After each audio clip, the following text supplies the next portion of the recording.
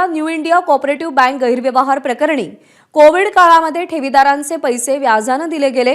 New India cooperative bank गैरव्यवहारातील आरोपीने ही कबुली दिली आहे। आरोपी हितेश मेहता पैसे परस्पर व्याजाने देत असल्याची धक्कादायक बाब तपासामध्ये समोर आली आहे। हितेशने व्यवसायासाठी धर्मेशला 70 कोटी रुपये दिल्याची देखील कबुली दिली आहे। धर्मेश प्रमाणेच हितेशने अरुणलाही व्याजाने 40 कोटी रुपये दिल्याचं उघड झालंय।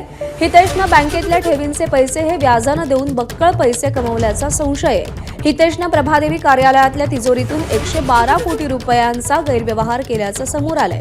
गोरेगाव कार्यालयातल्या तिजोरीतून 10 कोटींचा गैरव्यवहार केल्याचं समोर आलंय। तपासामध्ये ही माहिती समोर आल्याचं सूत्रांनी सांगितलंय। सूरज सावंत आपले प्रतिनिधी सध्या आपल्या सोबत आहेत। सूरज, सूत्रांच्या हवाल्याने जी माहिती मिळतेय, कशा पद्धतीने हा घोटाळा करण्यात आला?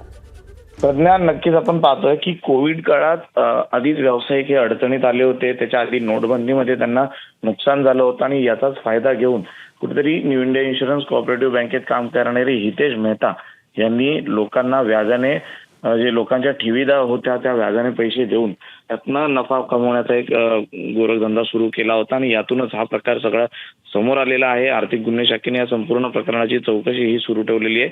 त्याचबरोबर हितेश बरोबर धर्मेश पौन नावाच्या व्यक्तीला देखील अटक करण्यात आलेली आहे।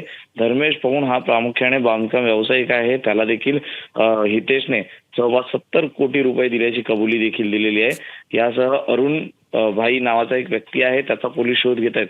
आतापर्यंत तिघांचा रोल हा समोर आलेला आहे। यात आणखी किती जण यामध्ये अजून दोषी आहेत याचा तपास पोलीस करताना पाहायला मिळत आहेत।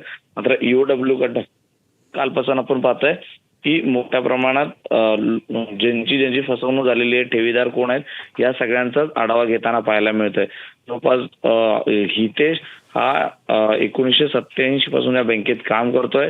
तो ऑक्टोबर मध्ये निवृत्त होणार होता आणि त्याच्या आधीच त्याने हे संपूर्ण जवळपास गैरव्यवहार केलेला आहे आणि त्यामुळे ठेवीदार त्याचबरोबर कोट्यवधींचा गैरव्यवहार झालेला आहे, ठेवीदारांची फसवणूक झाली आहे। आणखी काय माहिती उघड होते पाहणं महत्त्वाचं आहे। सूरज, धन्यवाद दिलेल्या माहितीसाठी। एबीपी माझा, उघडा डोळे बघा नीट।